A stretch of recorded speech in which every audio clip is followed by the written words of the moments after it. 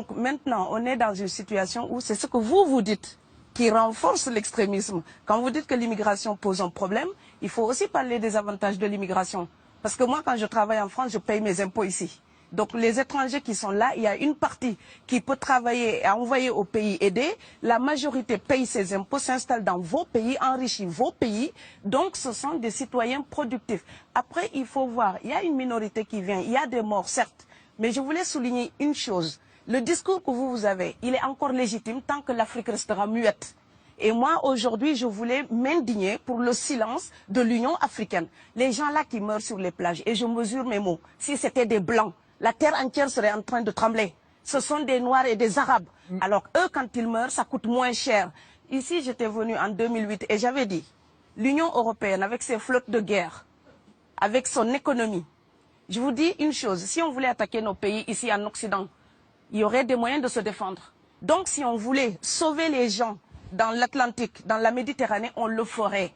Parce que les moyens qu'on a mis pour Frontex, on aurait pu les utiliser pour sauver les gens. Mais on attend qu'ils meurent d'abord. C'est à croire que le laisser mourir est même un outil dissuasif. Et je vais vous dire une chose, ça ne dissuade personne. Parce que quelqu'un qui part et qui envisage l'éventualité d'un échec, celui-là peut trouver le péril absurde et donc l'éviter. Mais celui qui part pour la survie, qui considère que la vie qu'il a à perdre ne vaut rien, eh bien celui-là, sa force est inouïe, parce qu'il n'a pas peur de la mort. C'est exactement pourquoi il faut fermer des frontières complètement. Il faut sauver l'Afrique et sauver l'Europe. Vous ne pourrez pas rester comme vous ne resterez pas comme des poissons rouges dans la forteresse européenne. La crise actuelle nous a démontré ça. Au jour d'aujourd'hui, l'Europe ne sera plus jamais épargnée tant qu'il y aura des conflits ailleurs dans le monde. L'Europe ne sera plus jamais opulente tant qu'il y aura des carences ailleurs dans le monde. On est dans une société de la mondialisation où un Indien gagne sa vie à Dakar, un Dakarois gagne sa vie à New York, un Gabonais gagne sa vie à Paris. Que ça vous plaise ou non, c'est irréversible. Alors trouvons une solution collective ou bien déménager d'Europe parce que j'ai l'intention de rester. Quand quelqu'un part, c'est comme quelqu'un qui est élu, choisi, peut-être le plus débrouillard. Et il y a tout un clan ou toute une famille qui pose son espoir sur cette personne-là. Monsieur, là, je vous vois bien habillé, bien nourri. Si vous étiez affamé chez vous, peut-être que votre famille serait ravie d'imaginer que vous pourriez aller gagner de quoi faire vivre les autres. Donc c'est aussi une solidarité qui est en œuvre. On laisse partir quelqu'un, on compte sur lui. Vous allez me laisser terminer. Et Schengen, entre guillemets Schengen, ça me permet d'être invité aux Pays-Bas, monsieur, donner des conférences dans vos universités. Quand ils trouvent que mon cerveau est convenable, là, ils l'utilisent. Par contre, ils sont embêtés à l'idée d'avoir mon frère, qui n'est pas aussi diplômé que moi et qui pourrait avoir peut-être envie de travailler dans le bâtiment. Donc, vos pays deviennent schizophrènes. On ne peut pas trier les gens comme ça avec les étrangers utiles et les étrangers néfastes. Et la deuxième chose que je veux dire aussi, c'est que les Européens, là, on voit des Africains qui viennent, d'accord? Ce mouvement, ce déplacement de population, on le voit. Mais on ne voit pas le mouvement des Européens allant vers les autres pays. Alors celui-là, c'est le mouvement des puissants, ceux qui ont l'argent, ceux qui ont le bon passeport. Donc vous allez au Sénégal, vous allez au Mali, vous allez dans n'importe quel pays du monde, au Canada, aux États-Unis, partout où je vais, et je voyage tout le temps, je croise des Français, des Allemands, des Hollandais. Je les rencontre partout sur cette planète parce qu'ils ont le bon passeport.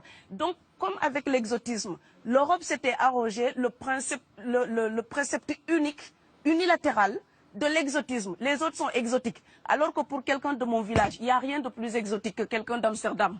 Maintenant, pour l'étranger aussi, pour les voyages des temps modernes avec la mondialisation, quand les pauvres viennent vers vous, il y a des mouvements de foule qu'il faut bloquer. Mais quand vous, avec votre passeport et avec toutes les prétentions que cela donne, vous débarquez dans les pays du tiers-monde, là, vous êtes en terrain conquis. Donc, on voit les pauvres qui se déplacent, on ne voit pas les riches qui investissent dans nos pays. L'Afrique se développe en taux entre 5 et 10%.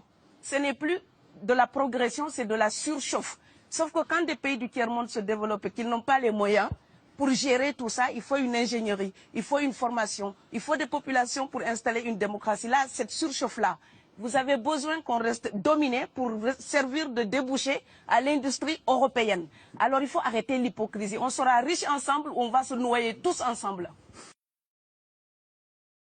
Et je pense que l'Afrique et l'Europe, par exemple, sont là comme des enfants qui se regardent à travers un miroir déformant. Il serait enfin temps qu'ils se respectent, enfin qu'elles se respectent suffisamment pour que l'Europe arrête de nous envoyer ses déchets industriels pour construire avec nous de véritables industries, pour que l'Europe participe à ce développement et que l'Afrique, 60 ans après les indépendances, arrête de dire c'est la faute des autres. Au bout d'un moment, indépendance, c'est responsabilité. Si nous sommes vraiment indépendants en Afrique, nous sommes aussi responsables de notre destin. Et ça ne se fera pas sans les Européens et l'Europe ne s'en sortira pas sans l'Afrique parce que sinon nous serons un boulet que vous traînerez. Donc ce monde-là est lié et je pense que l'entente, je rêve d'une entente, d'une fraternité. Oui, je sais, ça fait bisounours. Mais il me faut garder cette utopie-là pour garder le courage d'écrire toutes les nuits. Parce que j'ai fait le vent de l'Atlantique il y a bientôt 12 ans. Aujourd'hui, à l'époque, quand je parlais de dizaines de morts dans l'Atlantique, on me disait « tu exagères ». Maintenant qu'on les ramasse par milliers, je suis absolument triste de devoir réaliser tout simplement qu'en tant qu'auteur, je ne fais que répondre à l'injonction de Schiller. La dignité de l'homme est remise entre vos mains, gardez-la.